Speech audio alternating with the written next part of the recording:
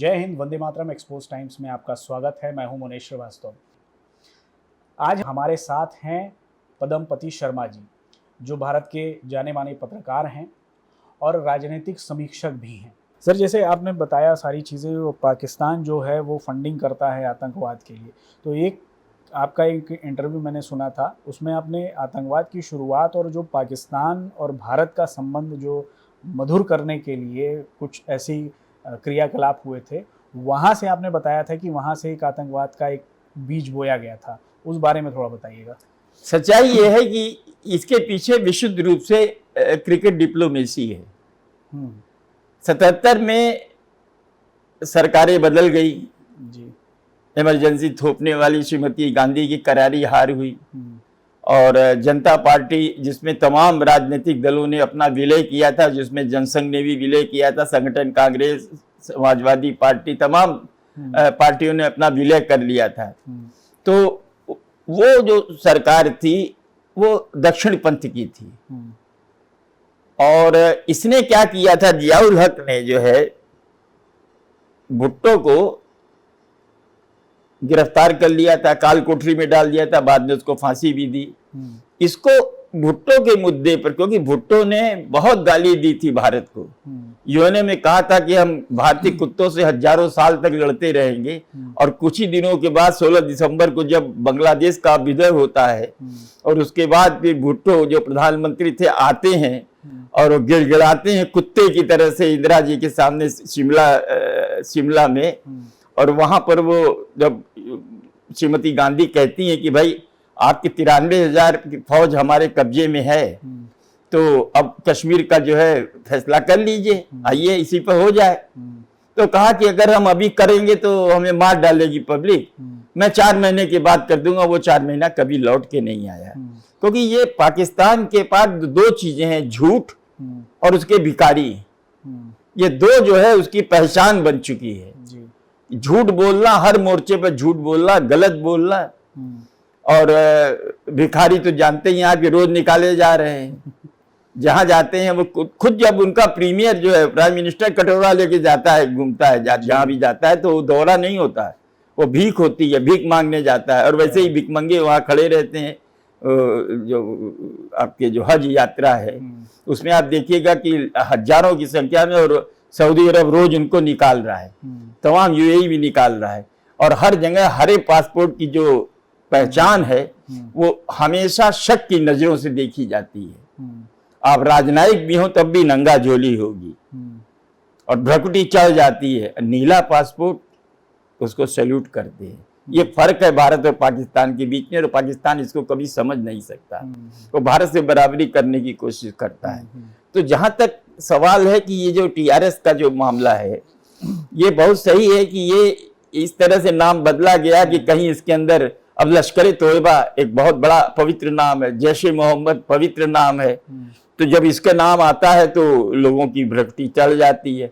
इस पे ये होगा कि कोई नहीं सब ध्यान देगा, लेकिन ये लश्कर तोयबा क्या एक ऑर्गेनाइजेशन है और जिसकी फंडिंग सीधे सीधे हुई है। तो इसको अगर पूरे घटनाक्रम को जोड़िएगा तो बलूचिस्तान में जो ट्रेन का हाईजैक होना, मुनीर का एक विशैला जहरीली तकरीर, वेंस का जो है भारत आगमन, मोदी जी का जेद्दा जाना, सऊदी अरेबिया में जाना, ये सारी चीजें जोड़ करके देखी जानी चाहिए।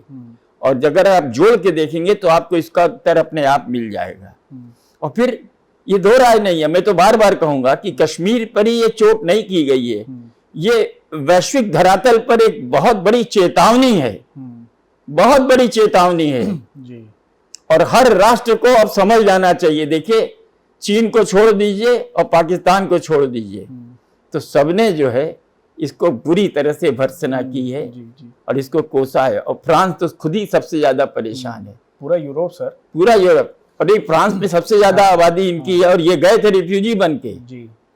और ठीक वहां एक निग्रो जो मजहब से इस्लाम का था, उसके संग कुछ गलत हुआ तो पूरे के पूरे फ्रांस को जला दिया गया और फ्रांस तमाशा देखता रहा। तो आगे कब तक कोई तमाशा देखेगा? अब समय आ गया है कि अब लोगों को आगे आना होगा और इसका जवाब देना होगा, इसका प्रतिकार करना होगा। सर, क्रिकेट डिप्लोमेसी वाली जो आपने बात की थी और उसके जरिए कैसे क्या हुआ था, वो कनेक्शन बताइएगा। कौन सा? क्रिकेट डिप्लोमेसी हाँ, की बात कर रहे थे। क्रिकेट डिप्लोमेसी का जहां तक सवाल है तो जियाउल हक बहुत शातिर दिमाग था और जियाउल हक जानता था कि अब समय है, मोरारजी भाई जो है वो सोवियत संघ को नापसंद करते हैं, दक्षिणपंथी हैं, तो मेहमान करके जो है, और विदेश मंत्री अटल जी थे, तो अटल जी को दावत न्योता दिया गया। अटल जी वहाँ गए पाकिस्तान में और वीज़ा को थोड़ा रिलैक्स भी किया, इन्होंने सभी कुछ किया।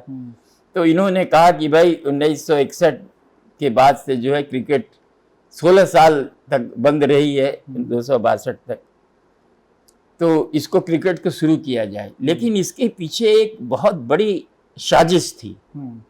साजिश ये थी कि रेसिप्रोकल बेसिस पे एक बार भारत आएगा पाकिस्तान जी। तो अगले साल जो है पाकिस्तान भारत जाएगा और दोनों को वीज़ा मिलेंगे। भारतीय इस मामले में कभी भी भारतीयों ने कोई हमला नहीं किया है, हमेशा सुरक्षा की है। वो अपना क्रिकेट के नाम पर जाते थे, अमृतसर पे जाते थे, शाम को लौट आते थे। लेकिन जब पाकिस्तानी टीम भारत आती थी तो उसके साथ हजारों वीज़ा इशू किए जाते थे भारतीय एम्बेसी, भारतीय हाई कमीशन द्वारा, और उनमें जो है एक बहुत बड़ी संख्या में वीजा पाने वाले जो आईएसआई के एजेंट होते थे या उनके हैंडलर होते थे या उनके स्लीपर सेल के लोग होते थे, वो कभी लौटते नहीं थे और आज भी वो वहीं है, आज भी भारत में है। और इस बात को समझने में भारत को बहुत देर लगी। 2011 का वर्ल्ड कप जब हो रहा था तब भारत को समझ में आया कि अरे कहाँ गड़बड़ी हो रही थी। तो केवल मोहाली में जब भारत पाकिस्तान का मैच हुआ तभी जो है सो थोड़ा वीजा दिया गया और उन पर कड़ी निगाह भी रखी गई। इधर क्या हुआ, इसी बहाने जो है उसने आतंकवाद को जन्म दिया। पंजाब में 1980 के पहले, 77-78 के पहले पंजाब में आतंकवाद का कोई नामो निशान नहीं था। लेकिन 79-80 आते आते तक पाकिस्तान की ओर से जो गए वो सिख का भेष धारण करके, और वहां के जो सिख पाकिस्तान परस्त थे, ये हम भूल गए हैं कि ये जो सिख पंथ है जी, ये सिख पंथ हिंदुओं की रक्षा के लिए बना था और इस्लाम के खिलाफ बना था और सामाजिक कुरीतियों को खत्म करने के लिए बना था। जो आए सो निहाल हो, हमारे संग जुड़ जाए। तो बहुत बड़ी तादाद में पिछड़े, वंचित, दलित, ये सारे के सारे सिख पंथ से जुड़े थे और ये भूल गए कि जो इनका दुश्मन था वो अब उनको गले लगा रहा है। अरे जो तुम्हारा खुद का किसी का नहीं हुआ, और वो शीशगंज गुरुद्वारा इसकी निशानी है, गुरु गोविंद सिंह के बच्चों को किस तरह मारा गया, किस तरह से, मैंने कहने की कोई जरूरत नहीं है किस तरह से मुगलों ने जो अत्याचार किए, और वही आपको गले लगा रहा, तो इसके पीछे कोई ना कोई तो कुछ है न चक्कर। खैर, तो वहां क्या हुआ कि ये सरदारों के भेष में मोना लोगों को लाइन से खड़ा कर करके जो उड़ाते थे। एक सिख, सच्चा सिख जो है कभी भी हिंदू की हत्या नहीं कर सकता, क्योंकि वो जानता है कि दोनों के रक्त एक है। आप पंजाब जाइए, एक घर में आपको एक मोना मिलेगा, एक सिख मिलेगा। सिख जो होता है, बच्चा नहीं हो रहा है या कोई काम हो जाए कि बाबा जी अगर ये काम हो गया तो मैं एक बच्चे को आपके लिए निमित्त कर दूंगी, तो वो सिख हो गया और बाकी मोना है। और नाखून, मैंने पहले भी उस इंटरव्यू में भी कहा, नाखून से मांस अलग नहीं हो सकता। और ये खेल लंबा चला है, ये खेल लंबा चलता गया है और वही लोग हैंडलर, उनको वोटर आई कार्ड भी मिले, गाड़ी के लाइसेंस भी मिले, राशन कार्ड भी मिले। और आपने देखा होगा कि 2013 तक के पहले तक कौन सा शहर ऐसा बड़ा था जहां पर मासूमों की हत्याएं नहीं हुई हैं, जहां विस्फोट नहीं हुए, लिखा रहता था कि किसी भी चीज को हाथ मत लगाइए, ये बम हो सकता है। आप ये देखिए हर जगह। जी जी 2014 के बाद ये 10 सारा कुछ बंद हो गया। 10 सालों में भारत की जनता भूल गई थी कि आतंकवाद क्या है। जो शहरों में ब्लास्ट सही बात है। ये एक परिवर्तन तो आया था। लोग गोलगप्पा खा रहे हैं, चाट खा रहे हैं और 50 की अरे यहाँ पर देखिए बनारस में मुंडन हो रहा था, शादी हो रही थी संकट मोचन में, और वो मासूमों की बलि ली गई। इनको शर्म नहीं आती? सर शर्म आती तो ये करते क्यों? सोचो जरा साहब। तो ये लोग, और यही आतंकवाद जिसको इन्होंने पैदा किया है, वही इनके लिए आज भस्मासुर बन चुका है। जिस तहरीके पाकिस्तान, तालिबान पाकिस्तान को ये कहते थे कि हमारा है, हमने पैदा किया है, वही आज इनके सिर पर सवार हो गया है जी। आप ये सोचिए, तालिबान जिसको ये अपना बनाते थे, और पहली बार में जो तालिबान ने राज किया था तो तमाम मंत्री वगैरह थे तो पाकिस्तान के ही तो थे। हाईजैक भी हुआ था जो हमारे एयरबस का, जो काठमांडू से आ रही थी, वो कहाँ हुआ था? कंधार में ही तो उतारा गया था उसको। आज वही तालिबान से जंग चल रही है। उस खैबर पख्तूनवा सीमा पे क्या हो रहा है आप ये देखिए ना। तो अब वो भस्मासुर बन गए हैं आतंकवादी, लेकिन इसको समझ में नहीं आ रहा है।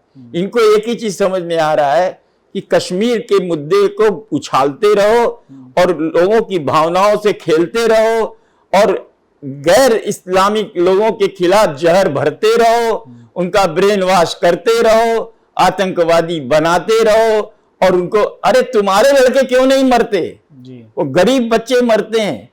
अब वो जो क्या नाम था उसका, कसाब, कितने गरीब घर का था, पैसा दिया गया था उसको, और पैसे के बल पर आया था। लेकिन तुम्हारे ये बड़े बड़े नेता, और अभी आप जवाब देखिए, आप ये जो पिछले साल 1.5 साल के भीतर 30 ऐसे लोगों की हत्याएं हुई हैं जो भारत में तबाही मचा चुके थे जी, पाकिस्तान में, और आज तक कोई एक भी गिरफ्तार नहीं हुआ है। आप समझिए, कोई एक भी नहीं पकड़ा गया है। इसके पीछे क्या हो सकता है? मैं अपने मुंह से नहीं कहने वाला, समझने वाले समझ जाएंगे। Unknown gunman. अब आप देखिए, तो ये चीजें सामने आ रही हैं धीरे धीरे। जहां तक इस मामले का सवाल है, मैं आपको सही बता रहा हूं कि मैंने जो देखा है वीडियो, मैं रात भर सो नहीं पाया हूं। रात भर मेरे आंख के सामने उनके चेहरे कि मेरे पति को बचा लीजिए, मेरे पति को बचा लीजिए।